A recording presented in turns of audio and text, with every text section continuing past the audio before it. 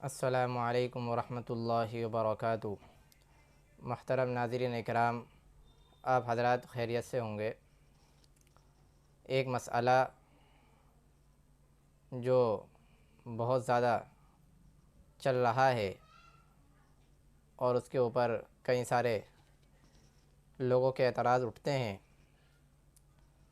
وہ دعوت و تبلیغ کے متعلق ہے کہ اس کے اندر بعض لوگ یوں کہتے ہیں کہ تبلیغ کے اندر صرف فضائل ہی کیوں بیان کیے جاتے ہیں، مسائل کیوں نہیں؟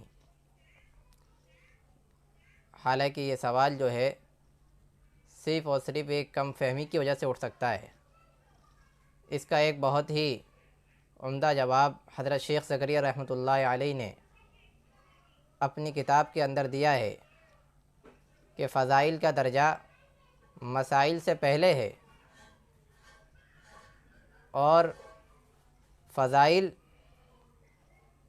اس لیے پہلے بیان کیے جاتے ہیں چونکہ اس کی وجہ سے آدمی کے دل کے اندر اعمال پر جو اجر ملے گا اس کا یقین دل کے اندر پیدا ہوتا ہے، اور اس کے بعد آدمی مسائل کی طرف متوجہ ہوتا ہے۔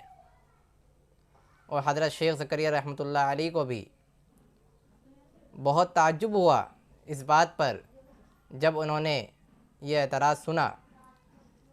اسی طریقے سے ایک اور جواب حضرت دہلوی نور اللہ مرقدہ نے اپنی ملفوظات کے اندر تحریر کیا ہے کہ فضائل کے اندر کوئی اختلاف نہیں ہے اور مسائل کے اندر اختلاف ہے۔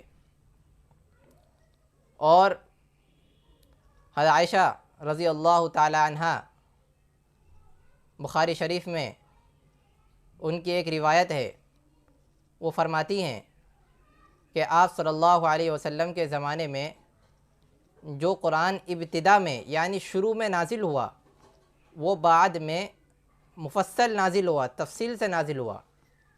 شروع میں تو اس میں صرف جنت اور دوزخ کا ذکر تھا، لیکن بعد میں جب لوگ اسلام کی طرف متوجہ ہوئے تو اللہ تبارک و تعالی نے احکامات نازل کرنے شروع کر دیے۔ اگر شروع میں ہی ان سے کہہ دیا جاتا کہ آپ شراب چھوڑ دو تو وہ کہتے کہ ہم تو چھوڑ ہی نہیں سکتے۔ شروع میں ہی ان سے کہا جاتا کہ آپ زنا چھوڑ دو تو وہ یوں کہتے کہ ہم تو چھوڑ ہی نہیں سکتے۔ اس وجہ سے یہ ایک نامعقول اعتراض ہے۔ اور حضرت قاری طیب صاحب رحمۃ اللہ علیہ نے ایک بہت ہی عمدہ اور اچھا جواب دیا ہے۔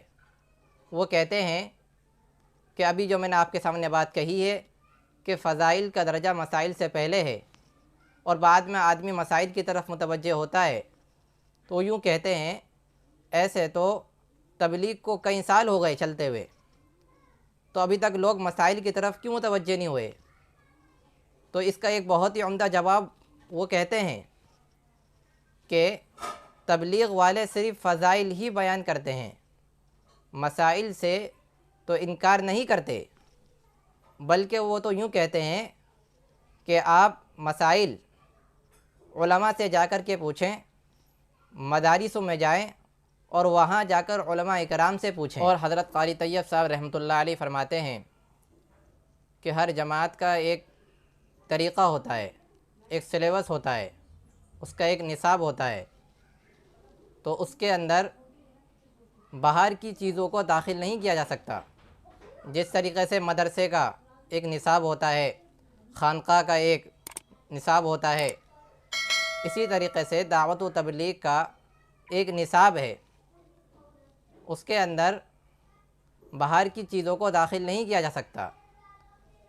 اس وجہ سے ہمیں تمام اعتراضات سے بچ کر کے اپنے اپنے کام میں لگے رہنا ہے، چونکہ ہمارا عمل ہی ان تمام اعتراضات کا جواب ہے۔